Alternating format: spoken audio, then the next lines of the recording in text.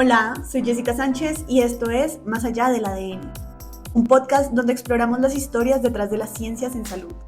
Aquí conocerás a investigadoras e investigadores que están transformando el conocimiento en impacto real. Hablaremos de su camino, los retos que enfrentan y cómo sus hallazgos pueden mejorar nuestra vida. Porque contar la ciencia es también celebrar a quienes la hacen posible. Hola a todos y todas y bienvenidos a otro episodio de Más allá del ADN. Quiero decir que estoy muy emocionada por el episodio de hoy, pues tenemos una invitada muy especial para mí. Ella ha sido clave en mi camino, pues además de introducirme al mundo de la ciencia, fue la primera persona en abrirme las puertas de un laboratorio. Ella es la doctora Diana Consuelo Rodríguez Urbano, profesora principal de carrera de la Escuela de Medicina y Ciencias de la Salud y codirectora de la maestría en Ingeniería Biomédica de la Universidad del Rosario. Su línea de trabajo se centra en el desarrollo de nanomateriales fluorescentes, como los puntos de carbono para aplicaciones biomédicas. Y siendo así, bienvenida, profe Diana, y muchísimas gracias por abrirnos un espacio en tu agenda. Pues más es la emoción para mí. De hecho, se me aguaron los ojos, Jessy.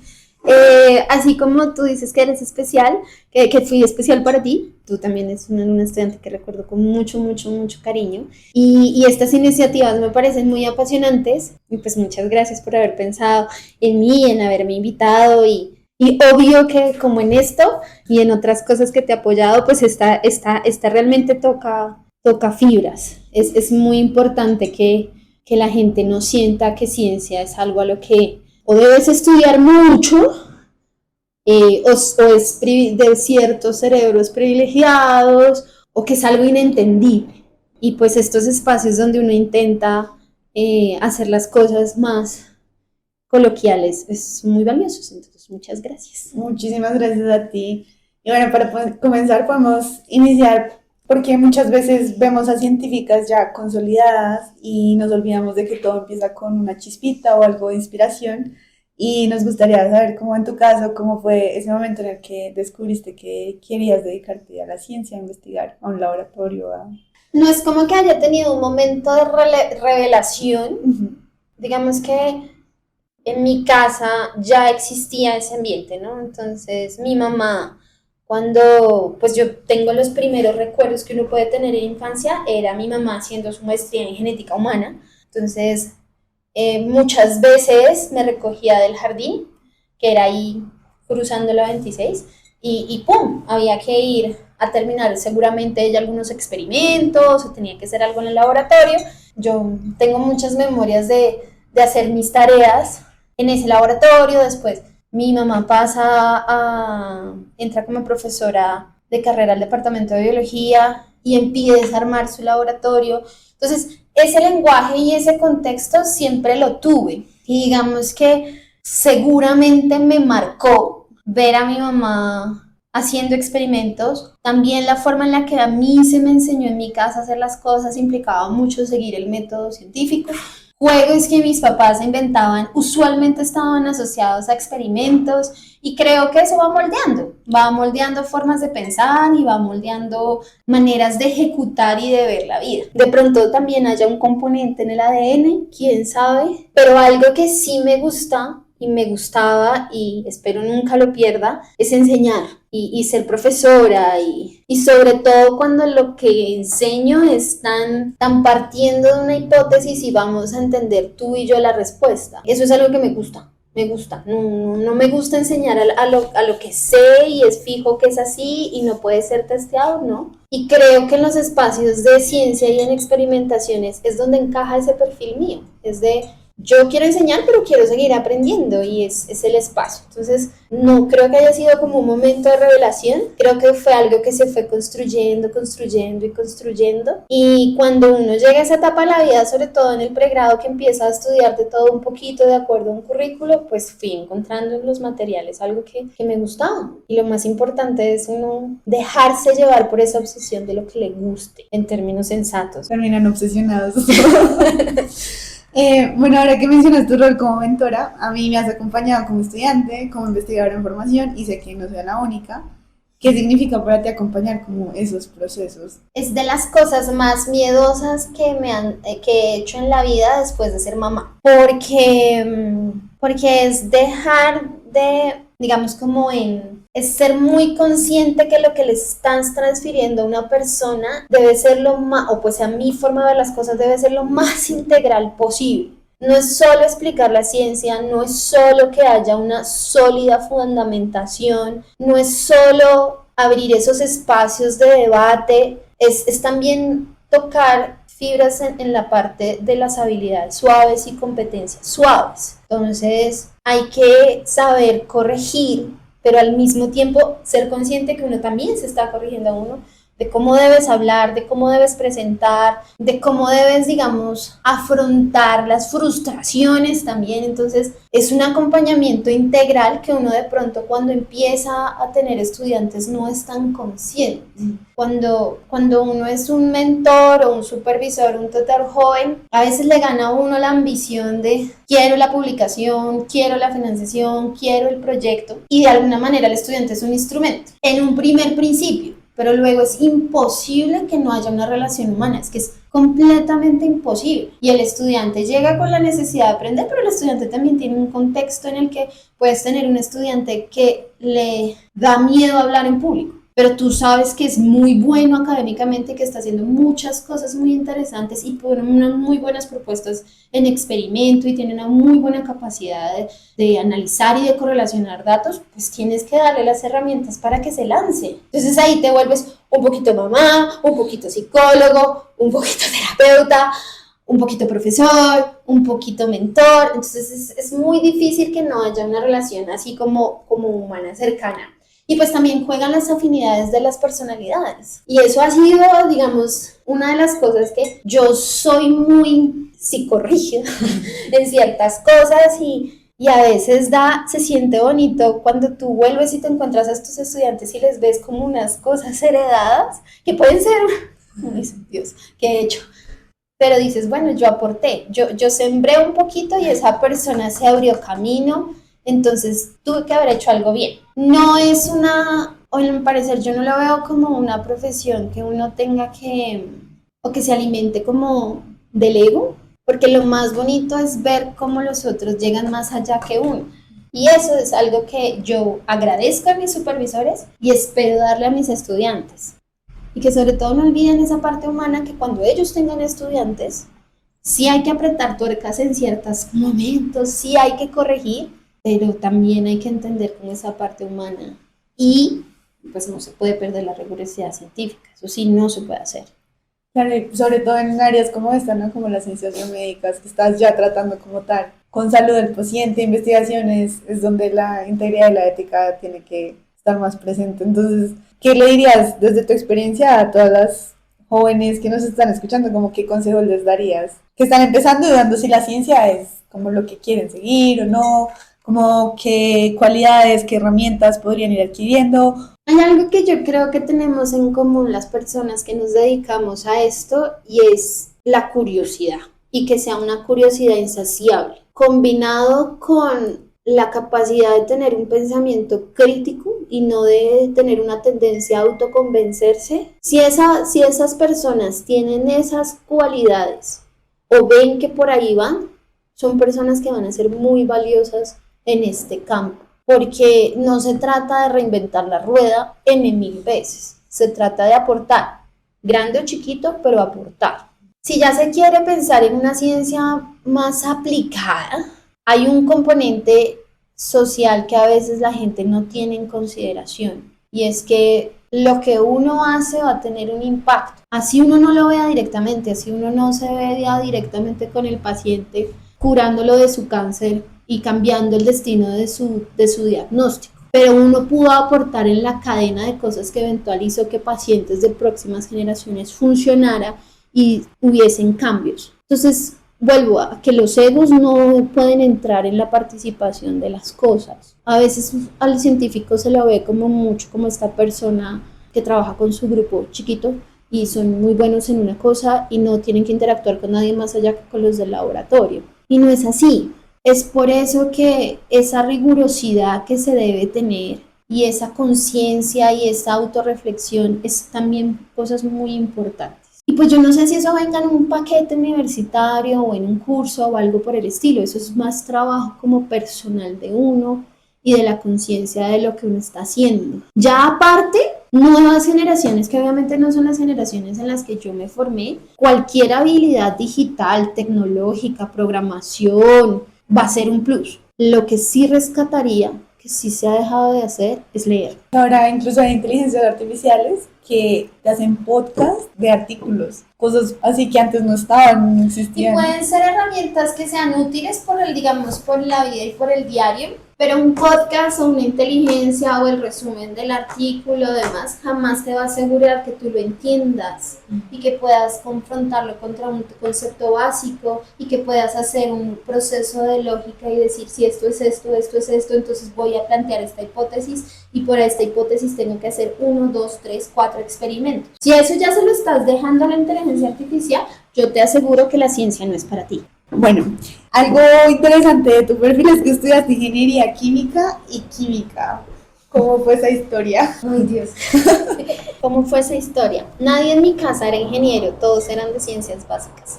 De hecho, soy hija de biólogos, muy orgullosa hija de biólogos, que caen de pronto si había una especie de prejuicio con respecto a las ciertas áreas del conocimiento. Y eso pues, no está bien, todas las áreas aportan, pero en algún momento dije yo jamás científica, jamás profesora, además yo lo dije así, o sea, no, yo voy a ser ingeniera, voy a ser la primera ingeniera de mi familia, pero pues es que hay cosas que nos engañan. A mí particularmente en el colegio, algo que yo tengo de reflexión de esa época de mi vida es que yo era una persona muy juiciosa, soy una persona muy juiciosa, muy estudiosa, con muchas ganas de aprender, lo cual hizo que fuera muy difícil para mí saber qué era lo que me gustaba, porque me iba bien en todo. Claro, Pero claramente no es que me gustara todo, es que tengo un sentido de la responsabilidad muy grande. Pero ya luego cuando yo ponía a pensar y no sé, dibujo técnico, no. Hice bien lo que tenía que hacer bien, pero no, el dibujo técnico no va a ser por el resto de mi vida. Y cosas así. Entonces, yo qué sé, muy de las ciencias sociales. Escribir es algo que me gusta mucho, lo respeto mucho el arte de la escritura, lo cual me ayudó mucho. Soy una persona que le gusta leer mucho, entonces también me ayudó, más no me iba a dedicar a ninguna rama de las ciencias sociales. Entonces, ese proceso de saber qué me gustaba hizo que me fuera por ingeniería química, con otra idea de la ingeniería química. En ese momento, el pensum que yo cursé, los primeros 3, 4 semestres eran ciencias básicas. Entonces, a mí me encantaba la ingeniería química. A mí me parecía divina la ingeniería química porque estaba viendo ciencias básicas, estaba viendo físicas, estaba viendo cálculos, estaba viendo química, que me gustó mucho siempre, y la estaba viendo muy bien.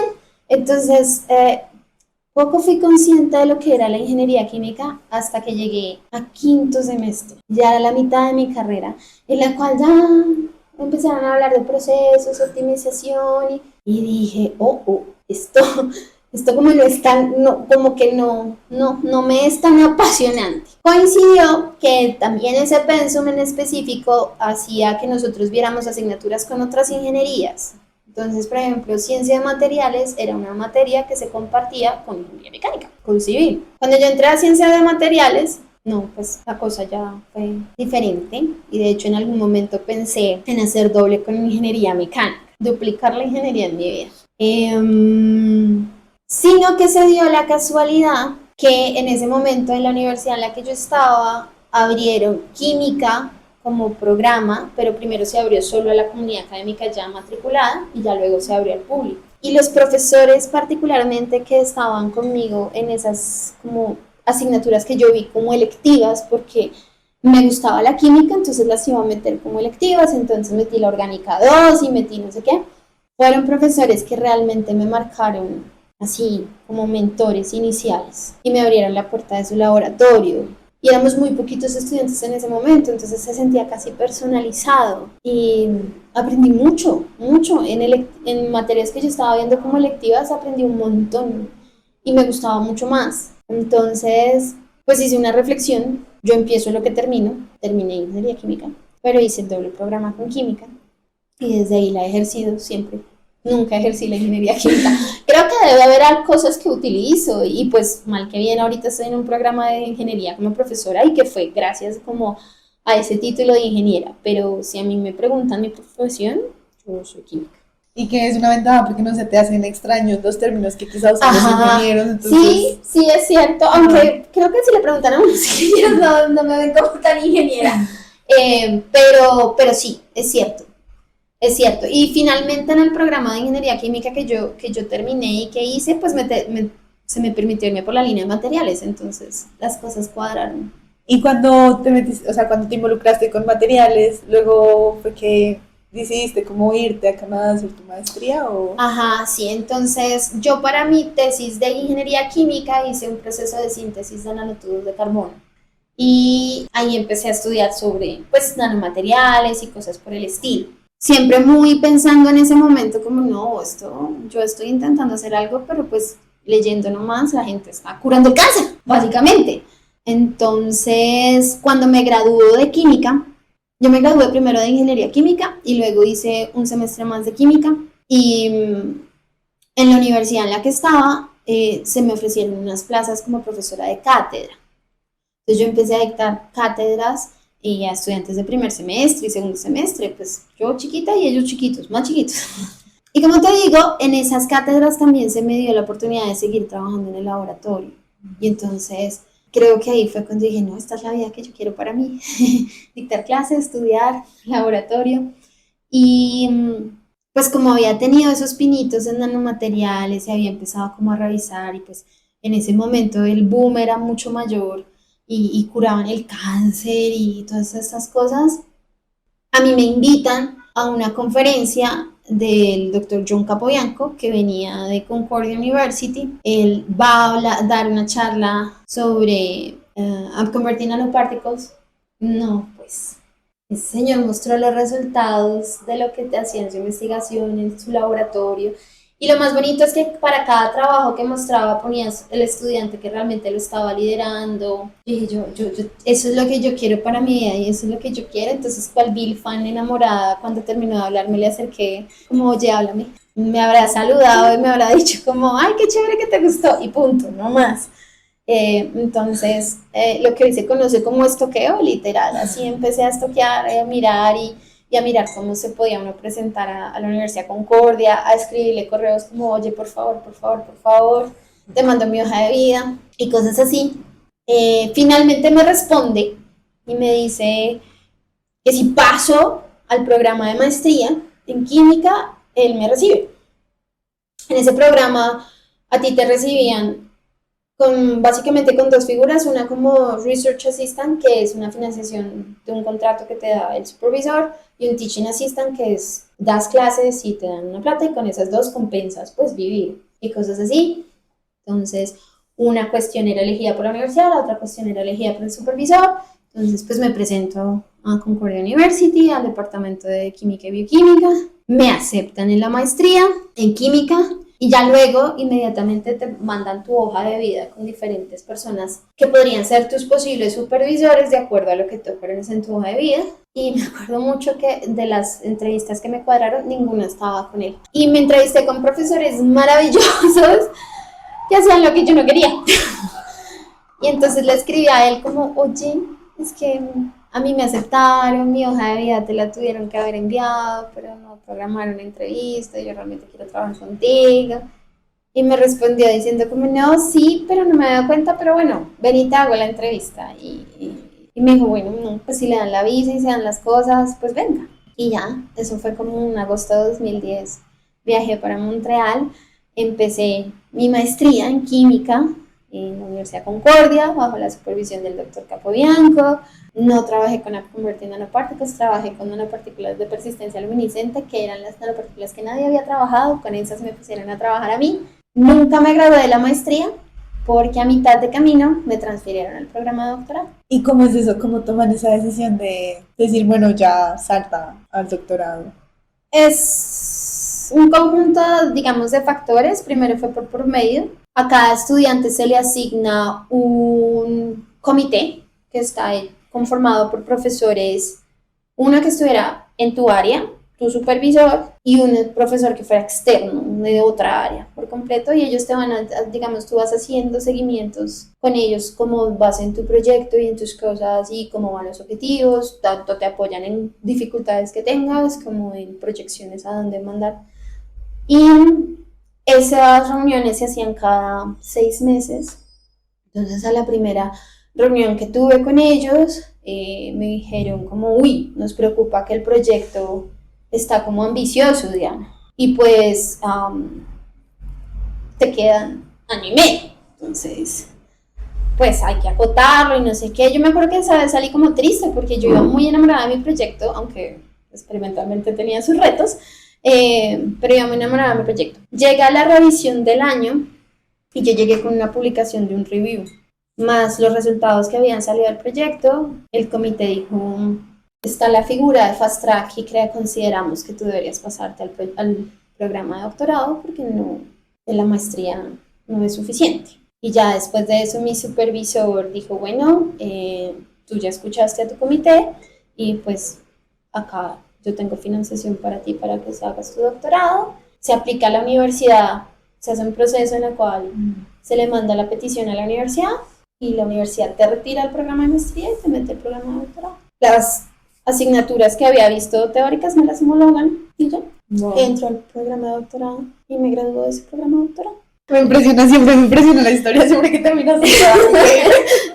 bueno, mencionaste que trabajas con nanomateriales y específicamente con nanomateriales de persistencia luminiscente. En el doctorado, sí.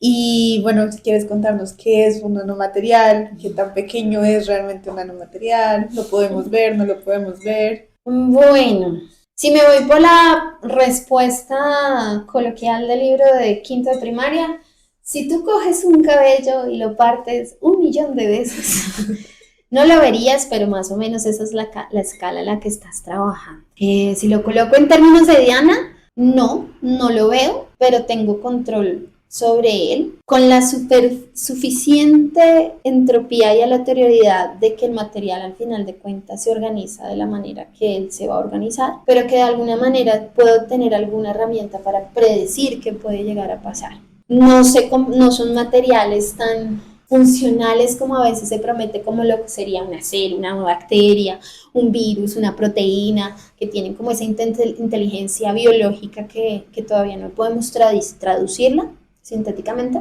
pero que son más divertidos que cualquier moleculita sencilla, y me disculpo con aquellos que trabajan con moléculas en la escala de los Armstrongs. Entonces, básicamente es un autoensamblaje de átomos que cumplen una función y que tienen una forma específica, una morfología específica, y de acuerdo a los átomos que se estén ensamblando entre ellos, van a tener unas propiedades. ¿Qué pasa así? Es que todo lo que nosotros vemos en el material grande, palpable, lo que tú puedes caracterizar con tus 5 sentidos, cumplen unas leyes de la física que estos materiales que no podemos palpar, necesitamos otro tipo de herramientas sensoriales para poderlos ver, no cumplen con la física clásica. Entonces, en ese régimen sí se cumple mucho sobre lo que esté estipulado con la física y la química cuántica. En particular, pues hay muchos tipos de estas formas de ensamblajes, pero a mí me gustan los ensamblajes que interactúan con la luz, ya sean aquellos que absorben luz o aquellos, sobre todo en específico, que emiten luz. Y hay muchos mecanismos de generación de luz. Uno de ellos es la fluorescencia, con los que trabajé en mi doctorado, que era persistencia luminiscente, aunque también trabajé con aquellos de antifluorescencia, procesos de generación como al revés, que son los que se llaman upconversion, fosforescencia, mecanoluminiscencia, catodoluminiscencia. Entonces, como todas esas formas de generar luz, a mí me parecen espectaculares. ¿Y cómo es ese proceso de generar luz, de absorción, de emisión? ¿Cómo sucede? Eso sucede por cómo interactúan los diferentes tipos de radiaciones caracterizadas con la materia. Entonces, usualmente cuando uno ve un objeto, uno ve ciertos fenómenos de refracción o difracción o de reflexión de la luz, ¿cierto? Entonces, básicamente esa es luz que puede pasar a través de un material, luz que se refleja de un material, pero no interactúa con el material. A mí me gusta la luz que sí interactúa con el material y que en el momento en el que esa particulita de luz toca el material, cambios al interior, en sus electrones, en sus átomos, ocurren. Y la respuesta para saber qué están ocurriendo es que el material me regala luz, de alguna manera. Entonces puede ser que esa interacción más alguna forma de fricción mecánica el material me entregue luz. O por el contrario, que yo lo cargue mucho tiempo y cuando ya dejo de cargarlo, el material me entregue luz por un prolongado tiempo hasta que se descarga completamente. Son esos mecanismos de interacción lo que a mí me gusta y es cómo esa luz realmente sí toca el material, no es la luz que solo se refleja y que haga cambios y estructuras, digamos, cambios intramoleculares, electrónicos dentro de esos átomos que están ahí en el material. ¿Sabes si ya convivimos con nanomateriales fluorescentes y lo tenemos en nuestro día a día? Sí. De hecho, yo dejé de utilizar el microondas porque de los materiales con los que yo trabajo son estos carbon dots, que básicamente se generan por procesos de carbonización de la materia orgánica. Y esa carbonización no solo necesariamente es coger y poner una olla y ponerla a alta temperatura. Otras formas de energía, como los microondas, pueden generar procesos de reestructuración y descomposición de los átomos, y cuando se enfrían, estos átomos vuelven y se ensamblan y pueden generar este tipo de estructuras. Razón por la cual yo dejé de calentar mi comida en microondas. Y en sí mucha gente no es muy consciente que desde el punto de vista de los materiales, para nosotros muchos aspectos de la biología son nanomateriales. Una célula es un ensamblaje ordenado con una capa de lípidos que tienen un orden, que están asociados en una fase específica y que esa textura está favorecida por el colesterol que está entre esas capas lipídicas, que tienen una funcionalización de receptores, que tienen canales y que cumplen unas funciones específicas cada compartimento. Eso en su forma más básica también es un nanomaterial y está dentro de esa estructura. Y dentro de ese nanomaterial van a haber muchas moléculas que tienen estas propiedades de fluorescencia o de generación de luz. Entonces, el cuerpo humano en sí tiene autofluorescencia, que es uno de los aspectos que nosotros tenemos que estudiar cuando diseñamos una nanopartícula para alguna aplicación biomédica, y es contrarrestar esa fluorescencia. Las proteínas, los virus que te atacan, muchas cosas están en esa escala y cumplen una función. Entonces es un nanomaterial que puede tener una aplicación nanotecnológica. ¿Y cuál es la diferencia, por ejemplo, de los nanomateriales que se usan en cosmética o en electrónica y los que se usan en biomédica? De hecho, puede incluso ser la misma. Puede llegar a ser el mismo material. Es la función que tú le des, ¿cierto? Porque, por ejemplo, que en electrónica tú puedas necesitar un material que tenga una cierta conductividad para hacer un circuito o pues algún transistor en específico para hacer más pequeño esa capacidad de conducir en un menor volumen y demás cosas, pero ese, por ejemplo, ese puede ser un semiconductor que también ha sido utilizado para marcar células. Puede llegar a ser el mismo. ¿Qué vemos de diferencia? Es cómo nosotros evaluamos en la viabilidad del material. Electrónicamente, digamos, si vamos a orientar una propiedad de ese material a algo electrónico, pues la parte de interacción con el humano, la citotoxicidad y demás cosas pueden que pasen en un segundo o tercer plano.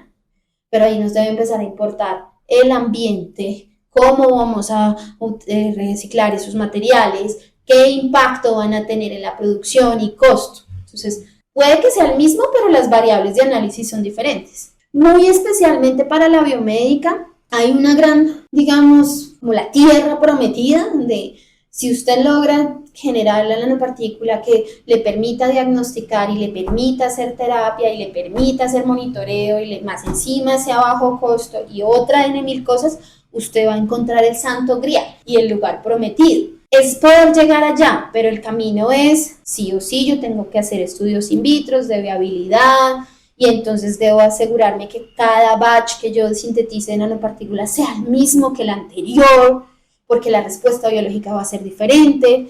Claramente a esa escala, si yo tengo una esfera y tengo un triángulo y tengo un cuadrado, la célula lo va a mirar diferente.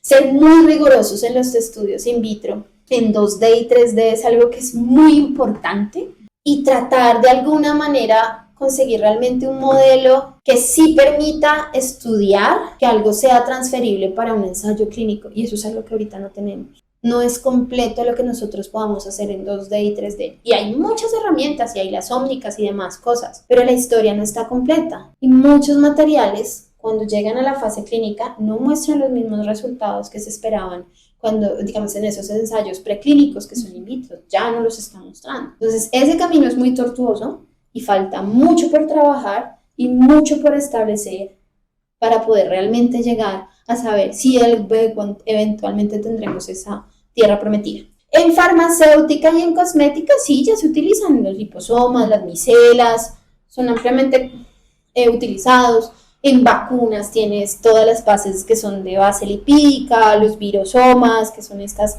cápsides de virus que simplemente inhabilitas el virus, pero utilizas su cápsides. Eso sí ya se ha utilizado, sí hay. Eso no implica que el camino sea largo. Sí, justamente iba para allá, como si podríamos pensar que en el futuro vamos a tener como terapias completamente basadas en nanomateriales. En el futuro no, porque es que ya ocurren con ciertas formulaciones. Entonces tú puedes tener, por ejemplo, ya agentes quimioterapéuticos encapsulados en liposomas. Las mismas vacunas, muchas son en base de sólidos, de lípidos sólidos. Entonces ya las hay. Hay otros tipos que no han llegado tan lejos. Y otra cosa que también mencionabas era sobre el tema del manejo de residuos de estos nanomateriales. No sé qué tanta regulación hay alrededor de eso, si la hay o no la hay. Hay pinitos, pero como toda tecnología nueva, lamentablemente falta estudiarla para poder reglamentarla y solo el tiempo nos dirá. Creo que ahora hoy en día hay más conciencia sobre el camino que hay que hacer análogo entre un material, lo estudio, le miro las aplicaciones, conozco sus propiedades y también voy de la mano un poquito más regulado con respecto a cómo lo puedo desechar o para dónde pueda ir. Pero mira la realidad de los microplásticos. Cuando salieron las primeras alternativas, jamás de los jamases nadie se hubiera podido imaginar que iban a encontrar microplásticos en los sitios más recónditos, no solo a nivel ambientes acuáticos, ambientes terrestres, sino también a nivel cuerpo humano, que de dónde. Entonces, lamentablemente hay un impacto que no te puedo decir ahorita. Puedo plantear desde un inicio, pues si este metal es tóxico, pues seguramente una masiva producción de eso pues lo va a hacer. Pero sí hay que concientizar sobre la regulación de eso, una regulación que debe ser en sinergia con lo que se hace, o sea, no puede ser completamente restrictiva, entonces volver a la etapa de la caverna y no utilizar absolutamente nada, porque no, nuestros estilos de vida ya no son así. Sí, es como aprender a usarlos, pero siendo muy conscientes y responsables de eso, ¿no? Hay que tener responsabilidad ambiental también. Es verdad. Y bueno, ¿cómo se sintetizan, cómo se construyen estos nanomateriales? Con muchas lágrimas, con muchas repeticiones, no. Hay muchas formas de síntesis, digamos que los podríamos clasificar en dos grandes. Hay procesos físicos y hay procesos químicos. En específico, yo voy por los procesos químicos en los cuales tú lo que necesitas es generar como una semilla y alrededor, como esa estructura base. Y alrededor de esa estructura base se van organizando, como yo te decía, se van ensamblando y va creciendo. Y dependiendo de variables como temperatura, agitación, tiempo, pues el medio en el que se haga o la forma en la que se calienta, pues uno va teniendo como un control de qué tanto crece o qué tanto no crece. Ya métodos físicos sí implica básicamente yo tengo algo grande y lo parto en muchos pedacitos hasta que me deje la estructura de nanomateriales. Particularmente en los métodos químicos se puede llegar a tener mayor control en que una nanopartícula se parezca más a otra y más a otra, sobre todo porque queremos una respuesta biológica lo más uniforme posible. Entonces no puede ser como que yo coja el martillo, rompa el vidrio, todos los vidrios me queden en escala nano, pero uno parezca una estrella, el otro parezca un palito y cositas así. Eso también puede servir en la forma en la que uno, en la aplicación en la que se orienta. En particular, yo trabajo con métodos que implican descomposición térmica, entonces llevo moléculas a temperaturas altas y presiones muy altas, eso hace que todo el sistema rompa enlaces y se destabilice. Luego cuando hacemos procesos de enfriamiento se ensamblan otra vez y se obtiene de todo. Hacemos un proceso riguroso de purificación, que tú debes saber, en el cual separamos lo que esté en escala nanométrica, lo que esté en escala molecular y de lo que esté en escala macro para ese polvo. Y así vamos depurando. Y ahorita, ¿qué tipo de problemas estás abordando? Tengo dos áreas. Entonces, una primera área está muy orientada a lo que se conoce como una nanoplataforma. Son nanopartículas que tengan varias funciones. Y en específico hablamos de teranóstico cuando queremos que esa nanoplataforma, esa nanopartícula a la cual yo la utilizo de plataforma para colocar cositas, me puedan hacer diagnóstico y terapia al mismo tiempo. Nos hemos orientado mucho a radioterapia, al mejoramiento de la radioterapia convencional, de tal manera que esa nanopartícula, uno, la podamos seguir, sepamos dónde esté, esa sería para diagnóstico, y dos, que podamos depositar de manera localizada mayor energía de los rayos X, o pues de esa energía ionizante, en sitios más específicos y que sea de manera más controlada, no afecte los tejidos sanos, como pues hoy en día pasa, y podamos reactivar mecanismos de destrucción celular. Entonces esa es un área. Y la otra área es más en sensores, en biosensores. Entonces utilizamos esas propiedades fluorescentes o esa capacidad de luz para ver esa luz que tan sensible es a lo que esté alrededor de ello. Entonces esa luz puede pues como activarse, ser más intensa o disminuirse dependiendo de la molécula que esté alrededor de esas nanopartículas. Y esas ya las estamos encapsulando en unos hidrogeles de forma organizada porque queremos incorporarnos en el mundo de la microfluídica. Entonces ahí salió un trabajo muy bonito. Inició de hecho con lactato y ya vamos en glucosa y pH. Moleculitas pequeñitas, sí, pero que han salido cosas muy bonitas. Esas son como las dos grandes líneas. Eso ha llevado a que incorporemos también como en trabajar con otros tipos de materiales más grandes, flexibles, pero que tienen una alta acumulación, como los hidrogeles. Bueno, y hay proyectos chiquitos, ¿no? Porque pues esos son como las dos líneas de investigación grandes, pero también llegan estudiantes que te dicen yo quisiera, y eso también va abriendo cosas nuevas. Entonces, donde yo trabajo hay grupos de investigación que son de estudiantes, son semilleros de investigación, y en la universidad se incentiva que entre semilleros de diferentes áreas propongan proyectos inter y multidisciplinares. Y pasó en el último encuentro de semilleros que nosotros que pues, diseñamos nanomateriales nos unimos con un semillero, el semillero Cibio, para esto que les menciono, para mejoras de la radioterapia convencional, y nos unimos con un semillero en neurocomportamiento de abejas. Eso nos llevó a conocer que las abejas tienen como una forma de Alzheimer más o menos, estoy diciendo muy coloquial, perdón, debido a la exposición a los fertilizantes. Entonces a las abejas se les olvida básicamente dónde comer, dónde vivir, a dónde viajar, cómo coger el polen, volver a su panal, a sus cositas. Y en ese grupo de investigación con ese semillero, lo que generan son nutracéuticos, que son unas moléculas que más encima tienen capacidades de neuroprotección. Entonces, en los canales donde el fertilizante de pronto hubiera atacado, se coloca la moleculita y ya no hay tanto ataque del fertilizante. El problema es que ellos tienen uno en muy específico que tiene la gran desventaja que es hidrofóbico. Entonces, su biodisponibilidad o para que las abejitas lo consuman es muy difícil. Entonces, pues nos unimos porque esa molécula que ellos también usan tiene una actividad también antioxidante que nos sirve para el control de especies reactivas en la parte que estamos haciendo por cáncer. Entonces, ahí va el ejemplo que yo te decía, un mismo material puede ser útil para muchas cosas. Entonces, nosotros colocamos la nanoplataforma, colocamos la molécula en la superficie de la nanoplataforma y lo estamos testeando, tanto como antioxidante en las células cancerosas como en el comportamiento de las abejitas. Wow, me parece genial ese trabajo interdisciplinario y como en la comunicación, o sea, como que tan difícil es expresar tus ideas a gente como un poco ajena al área de materiales, ¿no? Y entenderles a ellos cómo es ese proceso de comunicación ahí. Todos aprendemos, es como aprender un lenguaje, entonces Al principio, claro, es como yo hablo y muchos se sienten como, Dios, la última vez que me hablaron de química fue en la universidad, una cosa así, pero en esas mesas constructivas de trabajo es donde uno más aprende. Entonces, en mi vida hubiera pensado que yo de alguna manera me iba a acercar a la biología de las abejas.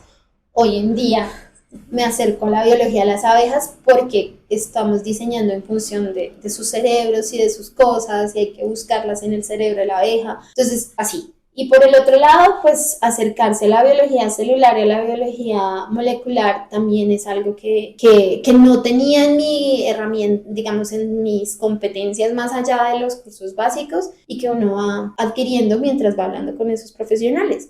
Entonces hay que hacerse el glosario, hay que hacerse el vocabulario y hay que preguntar. Entonces cuando te llegan a ti con el término no sé qué, es como, disculpa, tú me tienes que decir qué es y yo lo mismo te enseño a ti, tú te enseñas a mí y al final, después de un tiempo, ya se sabe de lo que se está hablando. Entonces eso es lo chévere, que sigues aprendiendo. Y además que cuando tú explicas un tema, más lo entiendes, como, eso pasó por esto, más lo vas comprendiendo. Bueno, vamos con que en Colombia sabemos que hacer ciencia no siempre es fácil, especialmente pues cuando se trata de investigación avanzada, como lo de la nanotecnología. Y quería preguntarte, bueno, primero, ¿qué te motivó a regresar a Colombia? Y segundo, ¿cómo es hacer ciencia acá en Colombia? ¿Qué me motivó a regresar a Colombia? No tiene nada que ver con mi futuro profesional, las decisiones por las cuales yo regresé a Colombia. Obviamente tuvieron un impacto, pero hubiese podido dar por quedarme en el exterior, sí, es cierto. Pero el exterior no me daba mi familia.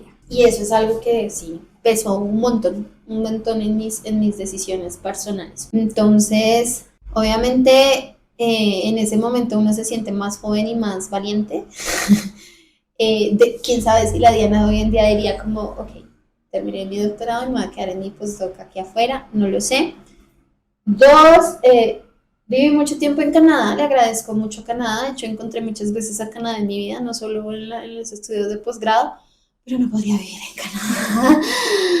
El invierno y yo no vamos. Y eventualmente yo sí quería en mi opción ser madre y creo que como yo tuve una niñez que me la gocé también por los otros roles en mi familia que no necesariamente eran solo mamá, papá, sino abuelos, primos, tíos, el domingo, la familiar, esas cosas no las iba a tener afuera si yo tomaba la decisión de ser madre y de criar ese apoyo y esa crianza. Entonces esas son cosas de pronto que son, como te digo, muy personales, que no tenían nada que ver con mi formación y para donde yo quería ir profesionalmente, pero pues que obviamente tuvieron un impacto. Me devuelvo al país sin pensarlo. Es difícil no solo hacer ciencia, es difícil buscar una posición en investigación.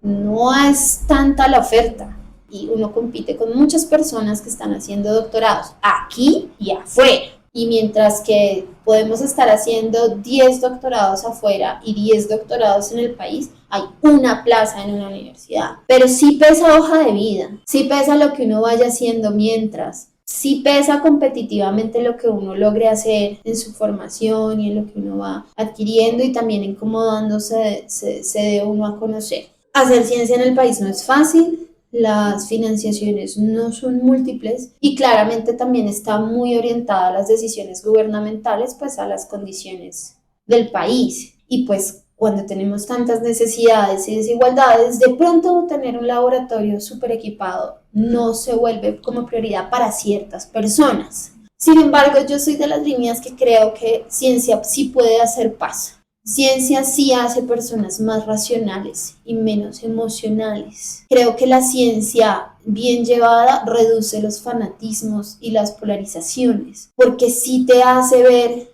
las cosas bajo un razonamiento. Tú haces una observación, tú planteas una hipótesis y testeas. Y eso no va con ninguna emoción ni con ninguna carga política ni nada por el estilo. Es si le funciona a la mayoría o no le funciona a la mayoría. Que lamentablemente esa es la realidad. No se puede construir país a partir de individualismos. Así sea que el que tenga mucho tiene mucho o el que tenga poco no tiene nada. Hay que ir es por el que más lo que pueda tener una mayor cantidad de personas, lo mismo como funciona la medicina, como funciona la farmacéutica. Entonces creo que ciencia sí hace eso. Ciencia también establece unos valores, que era lo que yo te mencionaba al principio, que es bastante integral cuando tú adoptas a alguien para irlo llevando por ese camino. Entonces hay unos valores y unos principios científicos y de rigurosidad y de lo que estás haciendo, que va con una ética profesional que a veces puede tomar otros colores y se pierden bajo estos debates y polarizaciones y cosas así. Entonces yo sí creo que ciencia sí puede hacer paz y ciencia sí puede hacer sociedad y una sociedad de conocimiento sólida. Entonces, claro, yo le daría el chance, pero particularmente en Latinoamérica no es algo en lo que seamos muy conscientes. Me encanta lo que dices, como de que ciencia hace todo. Bueno, antes de cerrar, hay algo más que me encantaría resaltar porque también habla de tu lado personal, tu lado humano y de lo que inspiras más allá del laboratorio. Y es que además de investigadora, docente y mentora, ahora eres mamá.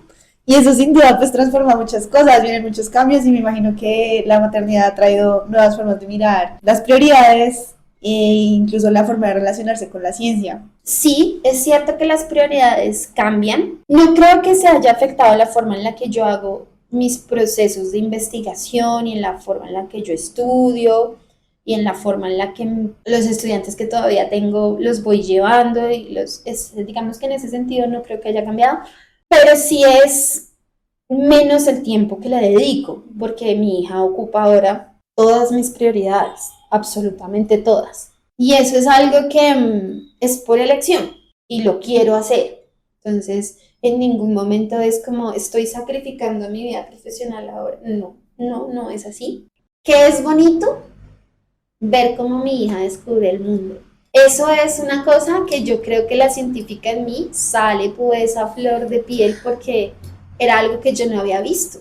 Yo yo no lo había visto como un niño aprende desde tan chiquito. Yo lo había visto en estudiantes, pues ya grandes, que llegan igual, ya sí, crecidos, claro, ya criados. Y aún así, en algunos de mis estudiantes no logro tocar despertarles las curiosidades, ven una materia conmigo, pasan bien chévere por ti.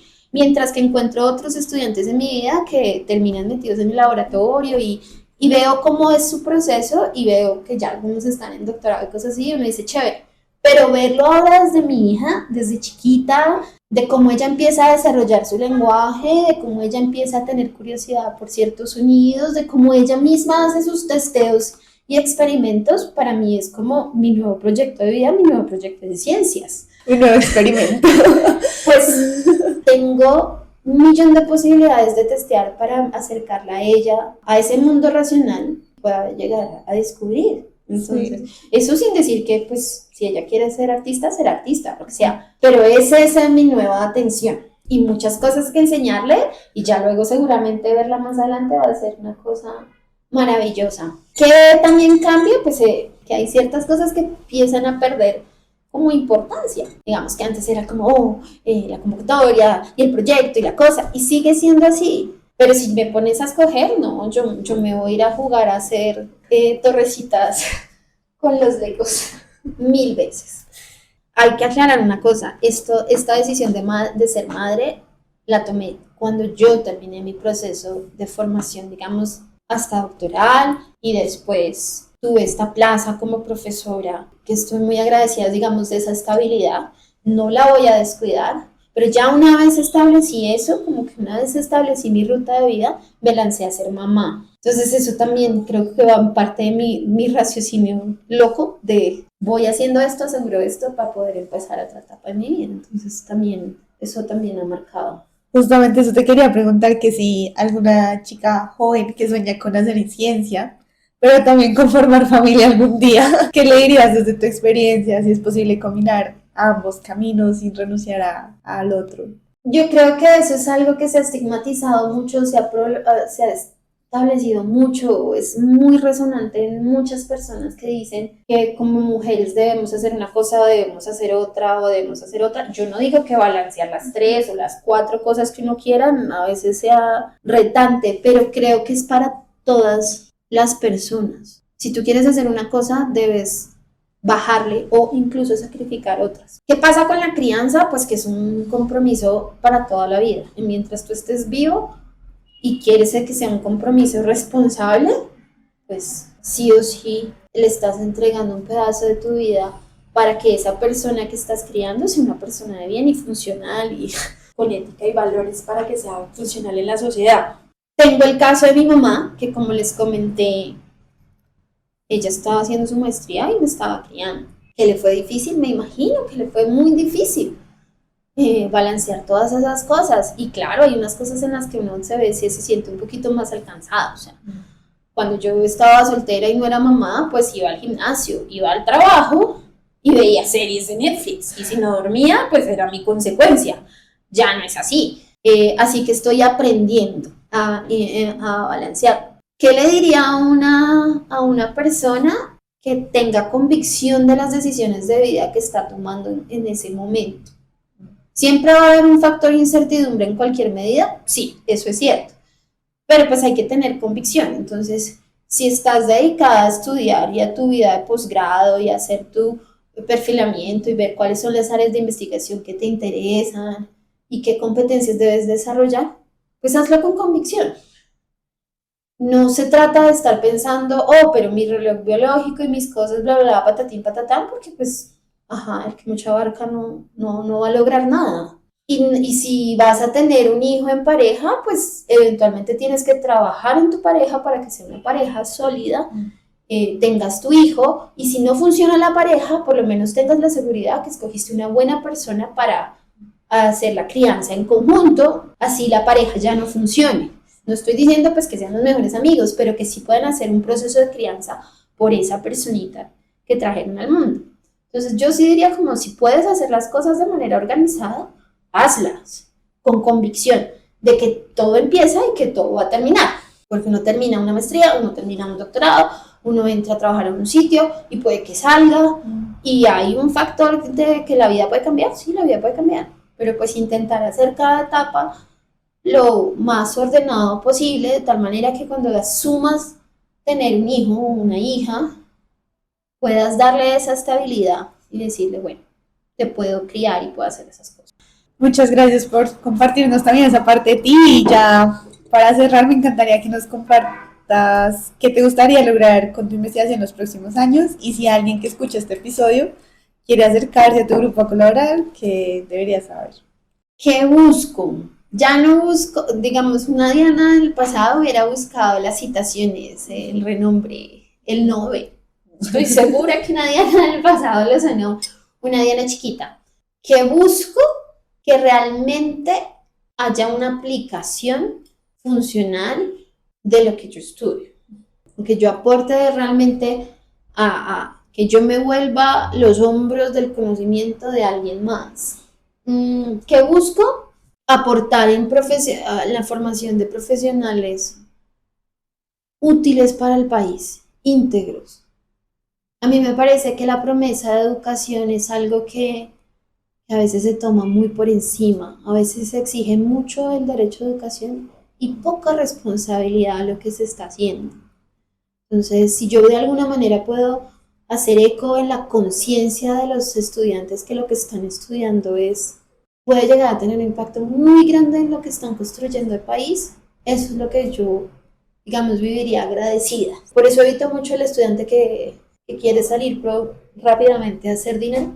Cada quien tiene el derecho de tener sus aspiraciones como sea, pero sobre todo, y como las planteé, ¿cierto? Pero sobre todo en esta área que implica ciencias básicas, ciencias aplicadas, traslacional y demás, debe haber un compromiso ético y debe haber un compromiso de transferencia de conocimiento que haya sido evaluado y riguroso. Y eso es algo que espero pasarle a mis estudiantes. ¿Qué busco? Gozarme todos los días, ser feliz con lo que hago y cuando ya no me guste, no hacerlo más y buscar qué más me gusta.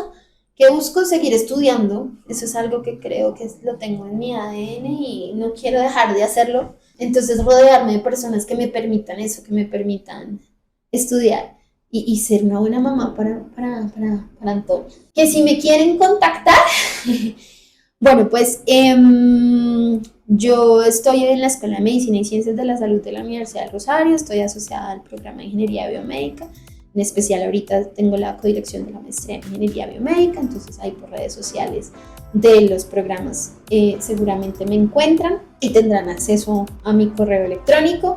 Mi semillero de investigación tiene un Instagram que es @semillerosinergia, ahí también pueden seguir y escribirme a mi correo, y pues si tienen interés en esto de los nanomateriales, en biomateriales y que tengan esta orientación biomédica, pues con mucho gusto.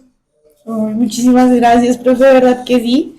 Gracias por la conversación, por tu tiempo y por sobre todo estar siempre desde el inicio. Solo voy a agregar una cosa, y es que a veces el mundo de la ciencia tú no lo escoges, él te escoge. Y así como otros mundos y otras áreas de conocimiento, a uno lo escoge, es saber seguir las señales y dejarse llevar.